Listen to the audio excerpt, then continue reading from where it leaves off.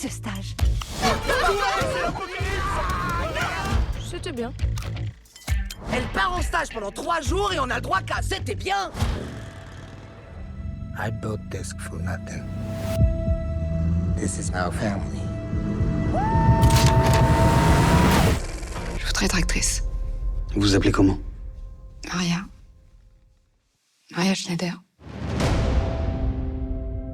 Vous avez quel âge, Maria? 19. Vous seriez la 2e tête d'affiche. Et puis Marlon Brando m'a dit oui.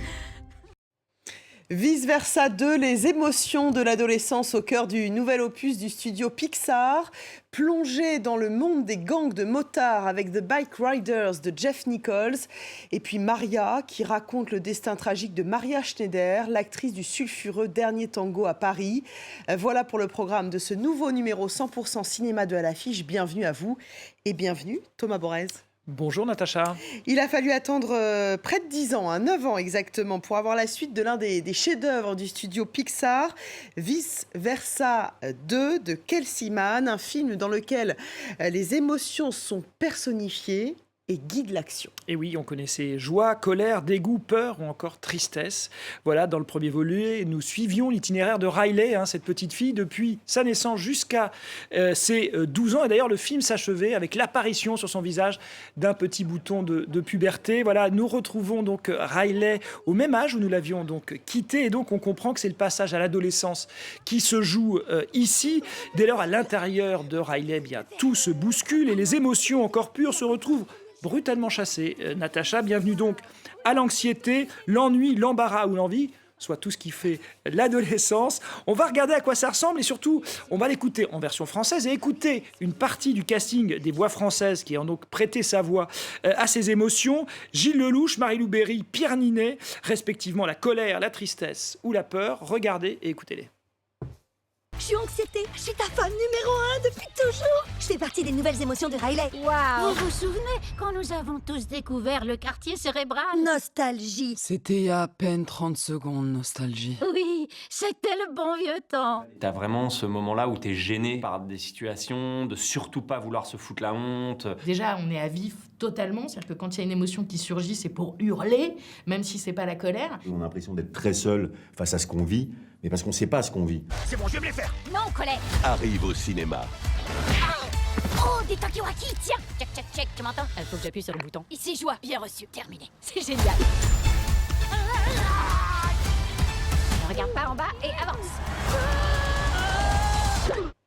Voilà le studio Pixar qui jadis était vraiment flamboyant. C'est vrai, marque le pas depuis quelques années. C'est vrai qu'il nous avait laissé sur 2 relatives déceptions, Buzz l'éclair ou encore Élémentaire, au point de se demander si ce studio accolé, bien sûr, à Disney, mais ayant une vie propre, n'avait pas perdu un peu de sa vitalité, justement, et de son inventivité, et surtout de cette formidable capacité qu'ils ont à inventer des univers. Alors, Vice Versa 2, donc, une suite. Alors, pourquoi faire? On pouvait raisonnablement se le demander. Et c'est vrai que là où le précédent avait une amplitude narrative importante, puisque je l'ai dit, on suivait une jeune héroïne sur près de 12 ans, et bien là, tout est vraiment volontairement plus resserré, l'action se court sur quelques semaines, voire quelques jours seulement, ce qui n'empêche pas, évidemment, adolescence oblige, un geyser vraiment d'émotions à la seconde. L'émotion star vraiment du film, c'est l'anxiété, elle est absolument géniale, elle dynamise vraiment l'action. Si vous avez vraiment des adolescents à la maison, accompagnez-les, parce que vraiment, c'est drôle, on s'y reconnaît vraiment. Voilà, ce resserrement narratif que j'évoquais, c'est une bonne idée et apporte alors tout de même son autre frustration. On aimerait vraiment que traiter d'autres sujets propres à l'adolescence. C'est pour ça qu'on espère un vice-versa 3, 4, 5, 6, 7, 8, 9, 10, 11, 12, 13, 14, 15. Après la puberté, c'est quoi l'âge de après, la sagesse? Non, après, il y a l'âge de raison. L'âge de raison. Et puis le grand âge. Bien sûr, bien sûr. Allez, cinéma américain toujours avec The Bike Riders de Jeff Nichols, un film sur un gang de motards dans l'Amérique des années 60. Austin Butler, Tom Hardy, Jodie Comer ou encore Michael Shannon. Bienvenue sur le Macadam. Regardez, on en parle après. The club got real big real fast. They started running drugs, gambling, prostitution. Is that what this club is now? I want you to quit writing. Don't ask that. Benny. I need you.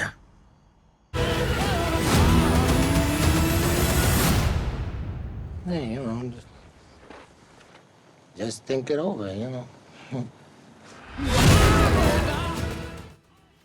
Voilà, un film signé de l'américain Jeff Nichols, qui est vraiment un cinéaste soucieux de perpétuer une certaine idée du cinéma d'auteur américain de qualité, se plaçant en héritier de Steven Spielberg ou de Clint Eastwood, entre autres. On pense ici beaucoup à Martin Scorsese et notamment ses Affranchis, dans cette manière, au départ en tout cas, avec une utilisation très précise de la voix off et une idée presque de fresque, de grande fresque sur une organisation criminelle cachée, voilà, comme ça.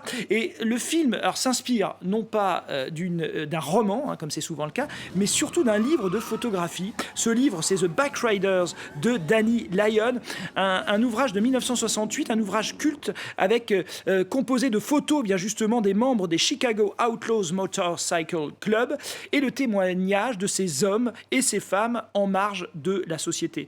Alors, c'est vraiment un film, c'est ce que j'ai beaucoup aimé d'ailleurs, extrêmement lucide dans sa beauté tragique, qui déjoue d'ailleurs le côté fresque que j'imaginais, qui semblait vouloir donner, et le vernis sexy, à savoir le cuir, les stars et les bastons, s'écaille peu à peu au profit vraiment d'une étude de caractère. C'est ça qui est intéressant, tout en tension nerveuse et en sidération pétrifiée, je dirais. Voilà, l'Amérique de Nichols est pétrie d'inquiétude, d'espérance, mais aussi extrêmement désabusée. Alors à noter que cette histoire nous est racontée à travers la perspective d'un seul personnage, un personnage féminin.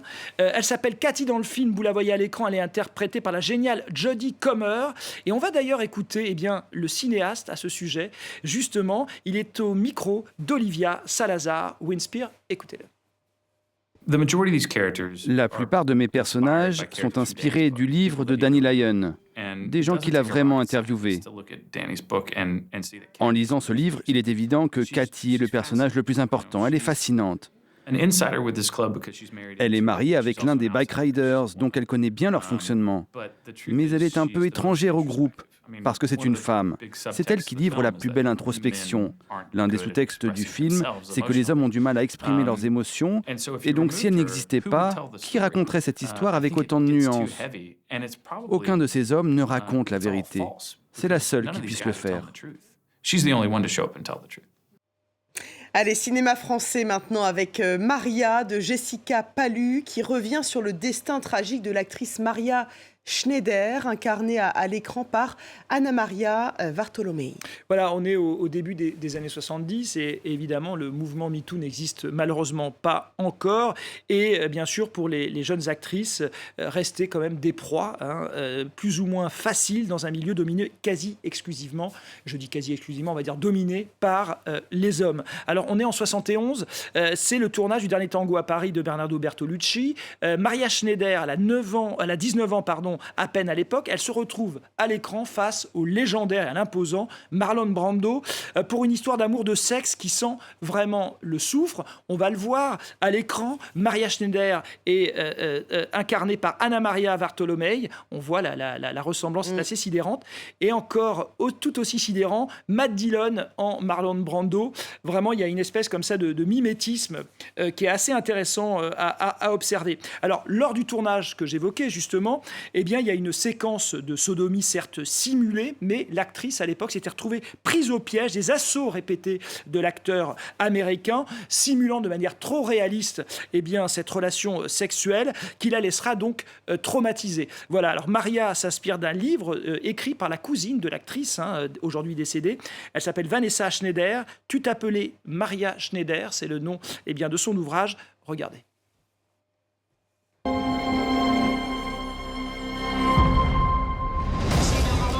Bernardo, Monsieur Bertolucci. Il y a une scène très crue dont tout le monde parle. Vous êtes allé loin? Comment vous avez fait pour l'aborder? Laisse pas surprise. Mais on s'en fout de la vérité. Tout ce qu'on te demande, c'est de faire ton boulot d'actrice et rien d'autre. Vous êtes une honte pour les femmes, mademoiselle. Vous entendez? Me regardez pas! Qu'est-ce qu'il y a? Tu voulais être actrice, tu voulais être connue. Pas comme ça. Et le film raconte donc, on l'a dit, une histoire tragique qui, à l'image du consentement, cherche par la fiction à réfléchir aux violences faites aux femmes au nom de la création. Est-ce réussi? J'ai trouvé ça un peu trop scolaire et presque même programmatique. C'est c'est un problème, c'est-à-dire que je ne dis pas que tous les faits, évidemment, qui sont racontés sont faux, loin de là. C'est leur agencement en fiction qui apparaît vraiment, encore une fois, trop programmatique. Dès lors, l'héroïne, tragique, on l'a dit, devient une espèce de marionnette à qui on aurait confisqué sa douleur, mais aussi les combats au nom de sa tragédie personnelle. On n'est plus convaincu, d'ailleurs, dans la deuxième partie, après le fameux épisode de la savonnette, comme on dit dans le métier. Maria Schneider, blessée, tente de poursuivre une carrière marquée sous le sceau de l'infamie. Là, c'est plus intéressant. Et ça participe bien sûr à libérer la parole sur ces violences dans le cinéma. On termine, Thomas, avec la découverte de 3 films noirs des années 50. Ils ne nous viennent pas des États-Unis, mais d'Argentine. Expliquez-nous ça, Thomas. Oui, c'est vrai que le film noir, c'est un peu comme le western. C'est un genre purement américain. Ça n'a pas empêché d'autres cinématographies de s'en emparer. La France, notamment, avec Jean Gabin ou encore Lino Ventura en figure de proue. Mais aussi le cinéma mexicain ou argentin, dont il est question ici. On va remercier tout de suite le distributeur indépendant français Les Films du Camélia de nous le rappeler, avec justement la ressortie, ou plutôt la sortie en salle, dans des copies restaurées. 3 merveilles. Que la bête meurt, qui évoque un titre d'un autre film de Claude Chabrol, et pour cause, c'est tiré du même roman. Un meurtre pour rien, avec une mise en scène habitée, c'est peu de le dire.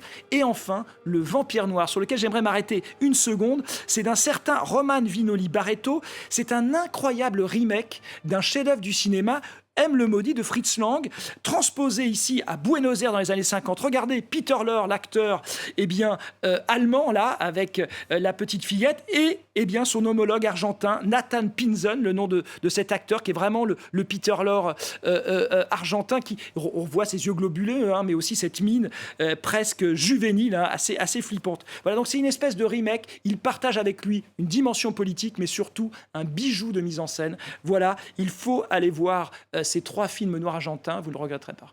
Et pour vous donner envie, Renaud Lefort, notre homme de l'ombre dans À l'affiche, nous a concocté un petit clip de ces 3 merveilles. Merci Thomas, merci à vous de votre fidélité. Je vous dis à très vite sur France 24.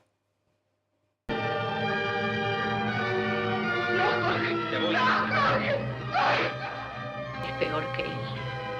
Todo lo que lamentas es no haberte convertido en asesino.